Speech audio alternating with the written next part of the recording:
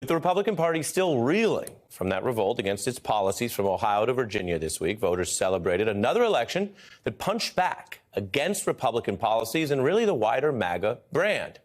A rebuke that came on the eve of one of the party's last chances to try to publicly rally around any alternative to Donald Trump, who's dragged this party through several losing elections now.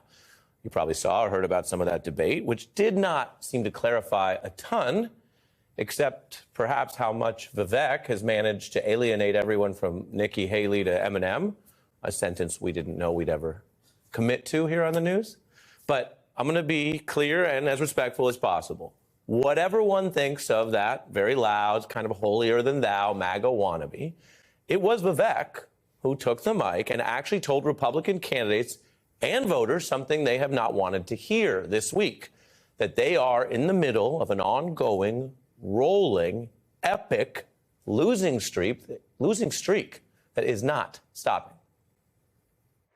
We have lost 2018, 2020, 2022, no red wave that never came. We got trounced last night in 2023.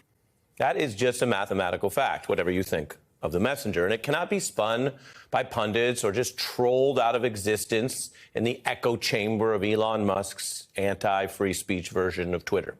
It can't be buried under the type of fake news that really animates so much right-wing discourse from the internet to actual insurrections.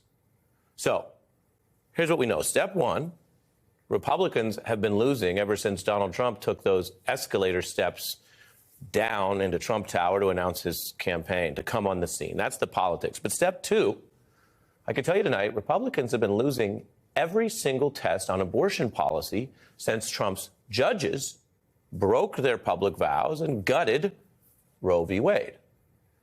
Abortion access is undefeated in states red and blue every time it has been tested here, including this week in conservative Ohio. It's a trend that goes through ballot measures and surging turnout across over 50 votes and now over 24 states, according to a Washington Post count. Overall, what we're seeing is a seismic shift on how the Republican Party even discusses abortion, as Politico explained this week.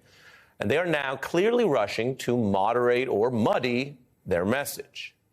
Since Tuesday, Republican officials and candidates are now publicly starting to at least partially say out loud what they've been denying for a very long time, that their position is a political loser and it's dragging down many of their losing candidates.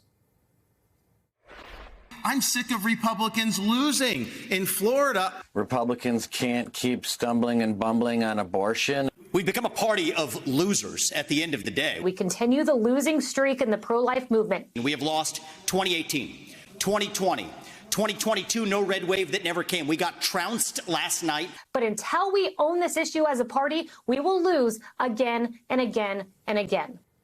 Again and again and again sounds like a long time. Every voice you just heard there are not only Republicans, but pretty conservative ones, not sort of compromising moderate Republicans.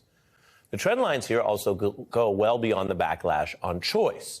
As we take it all in here, I've got some great guests standing by, but I wanted to start our broadcast here on this Friday night by really going a little deeper with you, because the fact is America has rejected Trumpism and the MAGA Republican Party every time there's actually been a referendum.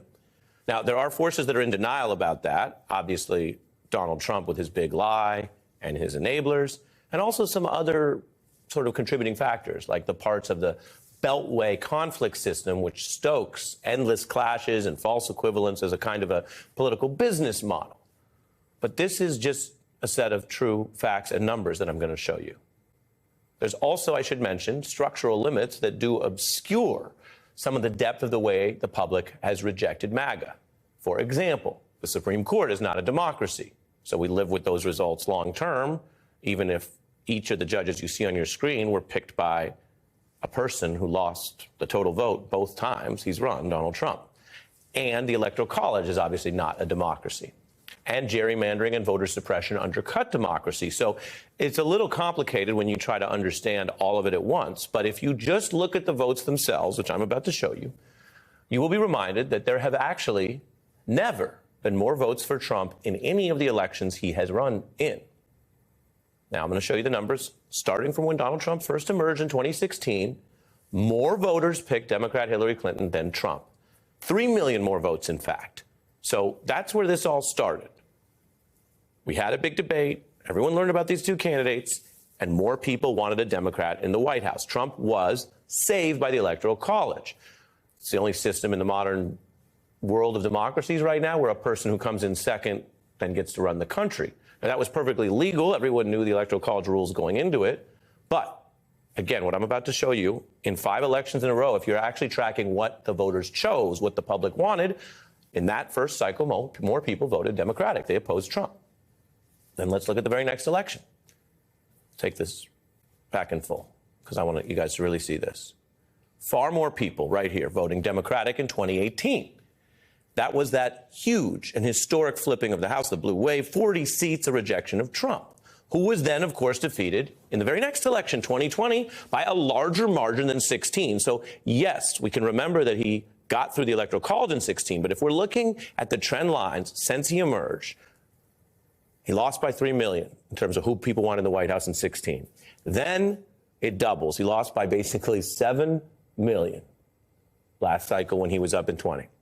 And while the opposition party usually wins back over 20 seats on average in the following election cycle, and you've already heard about that, and Republicans going into this next one after Biden won, they were talking up getting 30 or maybe 40 seats like the Dems did, but last year brought that red fizzle.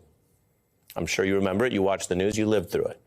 Just 4 House seats for Republicans, which paved the way for their messy speaker fights and the narrow margin because they vastly underperformed while Trump was running around talking about the big lie, doing denialism and everything else he stood for. And that catches us all the way up to this week, which you just lived through from Tuesday. More Democratic wins in these conservative states that have off-year elections. Now, that's not the whole map, but in the places that voted, including red states like Kentucky and Ohio, Democrats win again. These are facts. You are looking at the American public preferences in five elections in a row, and a consistent rejection of what has become a hardening of the MAGA Republican Party as the alternative.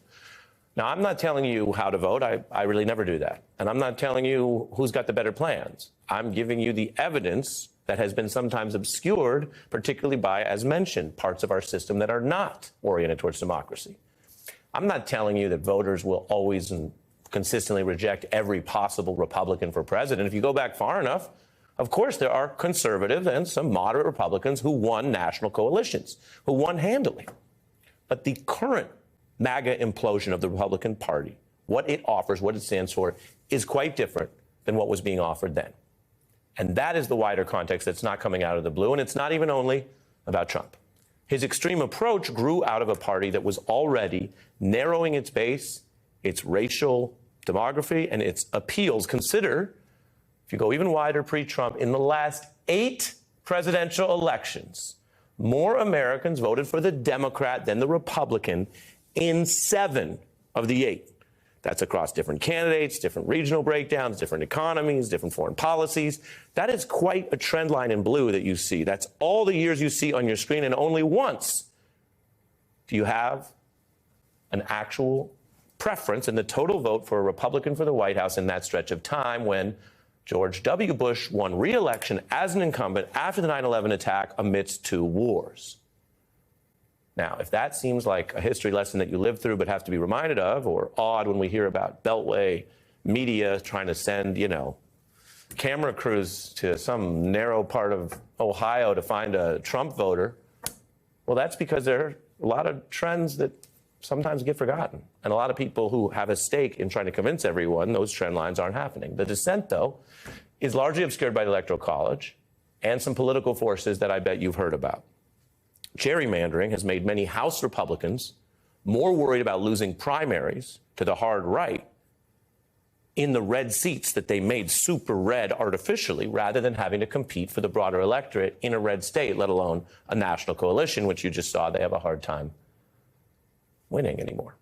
So even against these repeat losses, that's why many Republicans in the political class and candidates in those gerrymandered super red districts just keep kind of reliving their failures in a surreal time loop, which we again saw happen this week on Tuesday. It's sort of like Kevin McCarthy meeting Bill Murray in Groundhog Day. Rita, I'm reliving the same day over and over. Groundhog Day. Stop it!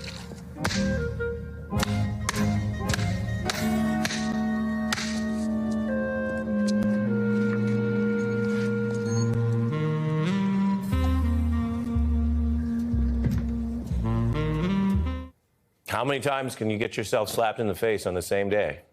That kind of loop will either drive you sort of insane or drive you to take action to change your reality so you don't keep reliving it. I think that is the wider context after this week's elections. The Republican Party may feel partly stuck in reliving this same approach to another election, even as the voters and its own leaders start to now publicly admit some of the obvious. So, do we all have to relive Groundhog Day like a Bill Murray House Speaker race? Do we all have to get proverbially and politically slapped over and over again? And would we be better off as a democracy, where we all decide things together, with two healthy competitive parties that aren't just driving themselves into the same gerrymandered districts?